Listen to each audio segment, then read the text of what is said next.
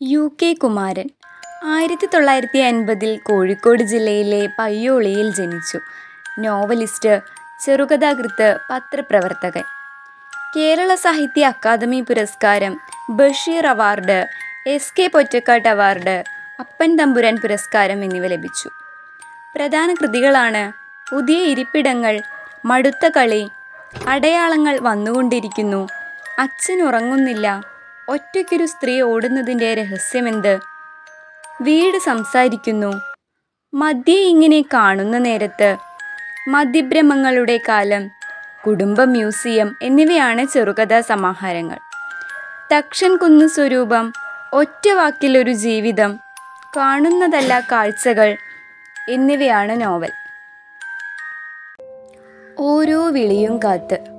പുതിയ അവസ്ഥയുമായി അമ്മ പതുക്കെ പതുക്കെ ഇണങ്ങി വരുന്നു. അച്ഛനില്ലാത്ത വീട്ടിൽ അമ്മ എങ്ങനെ ഒറ്റയ്ക്ക് താമസിക്കുമെന്നായിരുന്നു മകൻ്റെ പേടി. ഇത്രയും കാലം അച്ഛൻ്റെ ഓരോ വിളികൾക്കു പിന്നാലെയും അമ്മ ഓടുകയായിരുന്നു. മുറിക്കകത്ത് വെച്ചോ പറമ്പിൻ്റെ ഏതെങ്കിലും മൂലയിൽ വെച്ചോ ആയിരിക്കും വളരെ അപ്രതീക്ഷിതമായി അച്ഛൻ്റെ വിളിയുണ്ടാവുക. അതേ നിമിഷത്തിൽ അമ്മയുടെ മറുപടി ഉണ്ടായില്ലെങ്കിൽ അച്ഛൻ കോപം കൊണ്ട് തുടുക്കും. അമ്മ ഒരിക്കലും അതിനിട കൊടുക്കാറില്ല. അച്ഛൻ വിളിച്ചില്ലെങ്കിൽ പോലും വെറുതെ ഒരു ശബ്ദം കേട്ടാൽ മതി, അതിന് മറുവിളി കൊടുക്കുക എന്നുള്ളതും അമ്മയുടെ ശീലമായി മാറിയിരിക്കുന്നു. വിളിക്കാനും ആരുമില്ലാത്ത വീട്ടിൽ അമ്മയെ തനിച്ചാക്കി പോകുന്നതിൽ മകന് നന്നേ വിഷമമുണ്ടായിരുന്നു.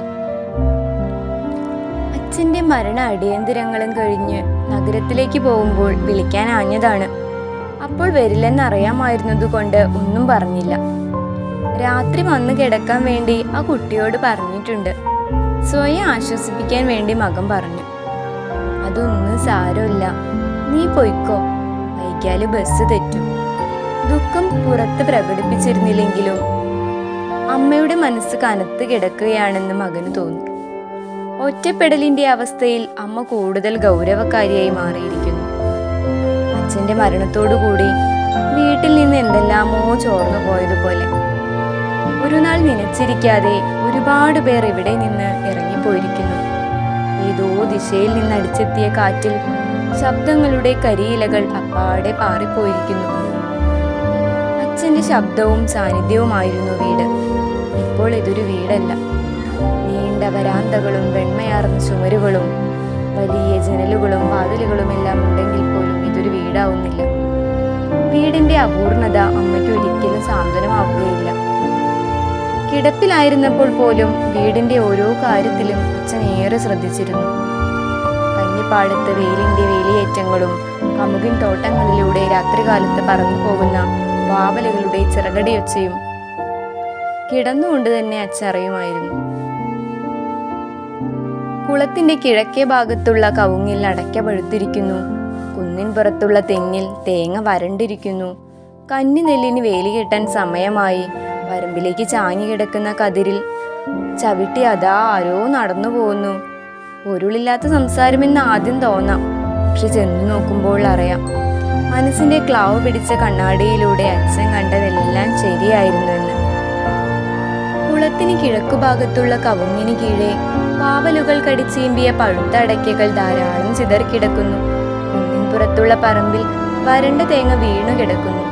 വേലി കെട്ടാത്തത് കാരണം വരമ്പിലേക്ക് ചാഞ്ഞ് നെല്ലിൻ കുലകളിൽ ചവിട്ടി കുട്ടികൾ സ്കൂളിലേക്ക് പോയിക്കൊണ്ടിരിക്കുന്നു. മുറിയിൽ കിടന്നുകൊണ്ട് അച്ഛൻ എങ്ങനെ ഇതെല്ലാം മനസ്സിലാക്കുന്നു? ഓർക്കിതെല്ലാം കാണാൻ ഏടെയും പോണമെന്നില്ല. നാളെ കിടന്നാൽ അറിയാം കാറ്റ് എങ്ങോട്ടാ അടിക്കുന്നതെന്ന്. ഉമ്മറക്കോലായിലിരുന്ന് കണാരൻ പറയുന്നു, വളരെ കാലമായി പറമ്പിലെ കിളപ്പണിയും വയലിലെ ഉഴുത്തും നടത്തുന്നത് കണാരനാണ്. അച്ഛൻ അസുഖമായതിൽ പിന്നെ വീട്ടിലെ കാര്യങ്ങൾ അധികവും നോക്കുന്നതും അയാൾ തന്നെ. കിടന്നിടത്ത് നിന്ന് അച്ഛൻ ചോദിക്കുന്ന എല്ലാ ചോദ്യങ്ങൾക്കും അമ്മ മറുപടി നൽകും, നിർദ്ദേശങ്ങൾ അനുസരിക്കും. എങ്കിലും ചോദ്യവും നിർദ്ദേശവും അസഹ്യമാകുന്ന ചില സന്ദർഭങ്ങളിൽ അമ്മ പൊട്ടിത്തെറിക്കാറുണ്ട്. അച്ഛനോടല്ല, സ്വന്തം വ്യാകുലതകൾ ഒന്നുറക്കെ പറഞ്ഞുകൊണ്ടുള്ള പരിഭവം. എപ്പോഴെങ്കിലും അമ്മയുടെ മറുപടിക്ക് അല്പം കാലതാമസമുണ്ടായാൽ അച്ഛൻ പറയാൻ തുടങ്ങും, ഇനിയിപ്പോ എന്നെ കൊണ്ടൊന്നും വയ്യാന്ന് നിനക്ക് തോന്നി അല്ലേ? ആയിക്കോ ഇതൊക്കെ ഉണ്ടാക്കി തരാൻ എനിക്ക് കഴിഞ്ഞല്ലോ, അതോർത്താ മതി. കണ്ണു കാണാതായിട്ടും നടക്കാൻ പറ്റാതായിട്ടും നിങ്ങൾ വിളിക്കുന്നിടത്തും പറയുന്നിടത്തും ഞാൻ എത്തുന്നുണ്ടല്ലോ, അതന്നെ വലിയ കാര്യം. അത്ര വിഷമം തോന്നിയാലേ അമ്മ മറുത്തു പറയും. അമ്മ സംസാരിച്ചു തുടങ്ങിയ പിന്നെ അച്ഛൻ നിശബ്ദനാവും.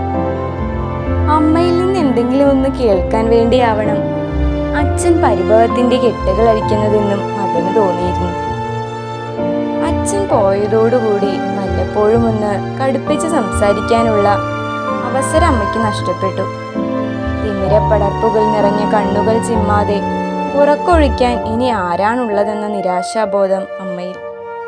തേഞ്ഞു തീർന്ന കാൽമുട്ടുകളിലെ വേദനയും താങ്ങി മുറിയിലൂടെ അച്ചാലും മുച്ചാലും നടക്കേണ്ടതില്ലല്ലോ എന്ന ഖിന്നതയും അമ്മയിലുണ്ട്. അച്ഛൻ കിടന്നിരുന്ന മുറി ശൂന്യമായതോടെ അമ്മ പലപ്പോഴും മൗനത്തിലേക്ക് ഇറങ്ങിപ്പോകുന്നു. അച്ഛൻ്റെ വിളികൾക്കു പിന്നാലെ പോകുമ്പോൾ ഏതവസ്ഥയിലും അമ്മ ചെറുപ്പത്തിലേക്ക് മടങ്ങുകയായിരുന്നു. ഒരു വിളിക്ക് വേണ്ടി എന്നും കാതോർക്കുന്ന അമ്മ ഇപ്പോൾ അതില്ലാതായതോടുകൂടി പൊടുന്നനെ വാർദ്ധക്യത്തിൻ്റെ നിസ്സഹായതയിലേക്ക് അമ്മ വഴുതി വീണതുപോലെ. വീടിൻ്റെ നിശബ്ദതയിൽ തനിച്ചാവുമ്പോൾ അമ്മയുടെ മനസ്സ് ഇനിയും മുന്നോട്ടു പോകും. ജരബാധിച്ച സമയത്തെക്കുറിച്ച് അമ്മ ഓർക്കും. ഏകാന്തതയുടെ തുരുത്തുകൾ അമ്മയ്ക്ക് ഒരിക്കലും വിശ്രാന്തിയുടെ ഇടവേളയാകാറില്ല. അതുകൊണ്ടാണ് നഗരത്തിലേക്ക് മടങ്ങുമ്പോൾ ഒരിക്കൽ മകൻ അമ്മയെ വിളിച്ചത്. ഇവിടെ അമ്മയെ തനിച്ച് നിർത്തിയിട്ട് ഞാൻ എങ്ങനെയാ പോവാ? അതോർത്ത് ഇനി വിഷമിക്കേണ്ട, ഞാനിവിടെ ഒറ്റയ്ക്കാണെന്ന് എനിക്ക് തോന്നിയിട്ടില്ല. അത് പറഞ്ഞതുകൊണ്ടായില്ലല്ലോ. എനിക്കൊരു സമാധാനം വേണ്ടേ? എല്ലാ ആഴ്ചയും ഇത്രയും ദൂരം യാത്ര ചെയ്ത് ഞാൻ കൂടി പോയാൽ വീടും പറമ്പും ഒക്കെ ആരാ നോക്കുക? അച്ഛൻ ഇതൊക്കെ എങ്ങനെയാ നോക്കിയിരുന്നതെന്ന് നിനക്കറിയാലോ. അതൊക്കെ ശരിയാണ്. അമ്മയ്ക്ക് വയ്യാതെ കിടന്നാൽ പിന്നെ ആരാ ഇതൊക്കെ നോക്കുക? വീട് നമുക്ക് വാടകയ്ക്ക് കൊടുക്കാം, എന്നാൽ ചീത്തയാവില്ല. മറ്റെല്ലാം കണാരനെ ഏൽപ്പിക്കാം, ഓനത് നന്നായി നോക്കുകയും ചെയ്യും. ഏതായാലും വാവ് കഴിയട്ടെ. വാവ് കഴിഞ്ഞ് നഗരത്തിലേക്ക് തിരിക്കുമ്പോൾ അമ്മയും കൂടെ വരാമെന്ന് ഏറെക്കുറെ സമ്മതിച്ചു. വാവിൻ്റെ അന്ന് കാലത്ത് ബലിയുണ്ട്. അത് കഴിഞ്ഞ് രാത്രി കൊടുക്കാം. പരേതാത്മാക്കളുടെ വിശപ്പും ദാഹവും അടക്കാൻ വേണ്ടിയുള്ള ക്രിയയാണ്. തെക്കേ മുറിയിൽ നിരത്തി വെച്ചിട്ടുള്ള പീഠങ്ങൾക്കു മുകളിൽ നാക്കിലകൾ, അതിൽ പലഹാരങ്ങൾ നിറയ്ക്കുന്നു. തൊട്ടടുത്ത് മൂടു ചെത്തിയിട്ടുള്ള ഇളനീരും. മരിച്ചവർക്ക് ദാഹജലമായി ഇളനീർ മാത്രമേ മുറിയിൽ വയ്ക്കാറുണ്ടായിരുന്നുള്ളൂ. ഇപ്രാവശ്യം ഒരു ഗ്ലാസ് കാപ്പി കൂടി അമ്മ മുറിയിൽ എത്തിച്ചു. അച്ഛന് ഇളനീരിനേക്കാൾ ഇഷ്ടം കാപ്പിയാ, ഓർമ്മപ്പെടുത്തി. കൊടുത്തു കഴിഞ്ഞ പലഹാരങ്ങൾ പുറത്തേക്കെടുത്ത് അമ്മ ഉമ്മറത്ത് വിളമ്പി. കണാരനു പുറമെ അയൽക്കാരായ ചാത്തുവച്ചനും അമ്പുവും കുറുപ്പും ഉണ്ടായിരുന്നു കഴിക്കാൻ. അച്ഛനുള്ളപ്പോഴും ഇവരെ വിളിക്കുമായിരുന്നു. പാതി പൊളിഞ്ഞു നിൽക്കുന്ന മൂട് മാറ്റി ഇളനീർ ഗ്ലാസ്സിലേക്ക് ഒഴിക്കുമ്പോൾ അമ്മ പറഞ്ഞു, കാലത്തെ ബസ്സിന് തന്നെ ഞങ്ങൾ പോവും.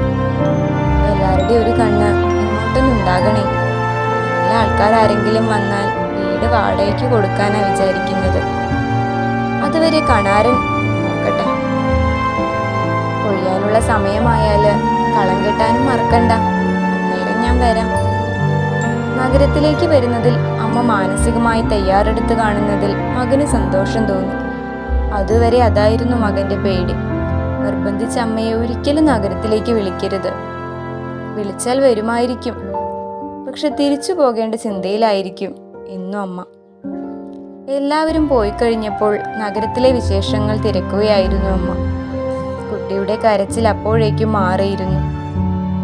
അവിടെ ഏതോ മരക്കൊമ്പിലിരുന്ന് കൂമൻ മൂളിക്കൊണ്ടിരിക്കുന്നു. അതിനു മറുപടി എന്നോണം മറ്റെങ്ങോ അതേ തരത്തിലുള്ള മറ്റൊരു മൂളലും. കുട്ടി അത് ശ്രദ്ധിക്കുകയായിരുന്നു. കുസൃതി എന്നോണം അവനും അതൊപ്പിച്ചു മൂളാൻ തുടങ്ങി. അപ്പോൾ അമ്മ ചോദിച്ചു, നിന്റെ വീട്ടിലിരുന്നാൽ കൂമൻ മൂളുന്ന ഒച്ച കേക്കോ നീയ്? ഏതോ വിഷാദ സ്വരത്തിൽ അവൻ പറഞ്ഞു, ഇല്ല അച്ഛമ്മേ, ഒന്നും കേൾക്കില്ല. ടിവിൻ്റെ ഒച്ച മാത്രമേ കേൾക്കാൻ പറ്റൂ. നല്ല വെള്ളമില്ല, നിലാവുമില്ല, കൂമൻ്റെ ഒച്ചയില്ല.